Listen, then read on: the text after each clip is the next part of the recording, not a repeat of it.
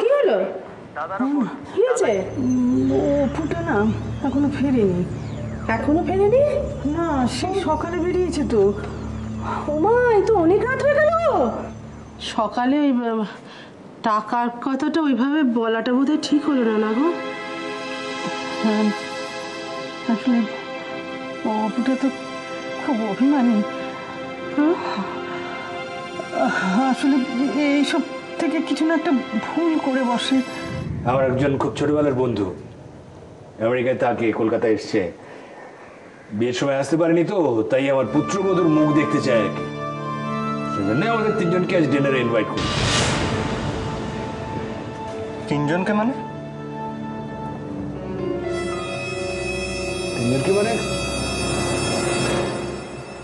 তিনজনকে মানে তোমরা দুজন, আমি জাস্ট ভাউ। ওকে দেন, তোমার বন্ধু তোমার পুত্রবধূকে দেখতে চেয়েছেন তো? তুমি তোমার পুত্রবধূকে নিয়ে ঘুরে এসো, আমাকে এর মধ্যে টানছো কেন? হ্যাঁ, সেটা আমি যেতেই পারি, দোয়েলকে নিয়ে আমি যেতেই পারি।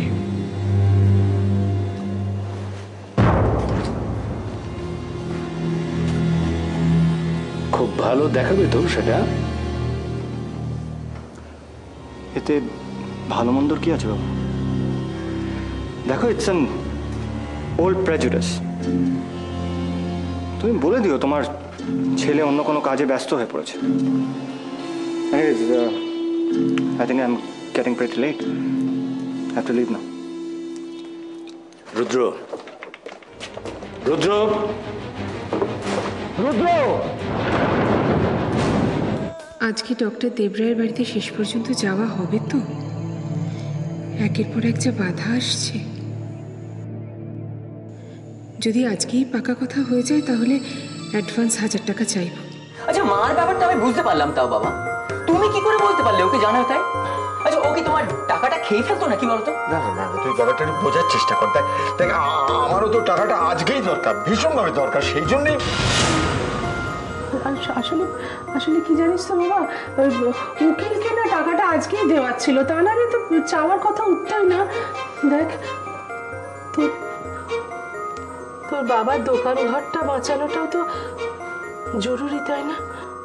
আচ্ছা মা, সেটা কি অপুর জীবন থেকেও বেশি জরুরি?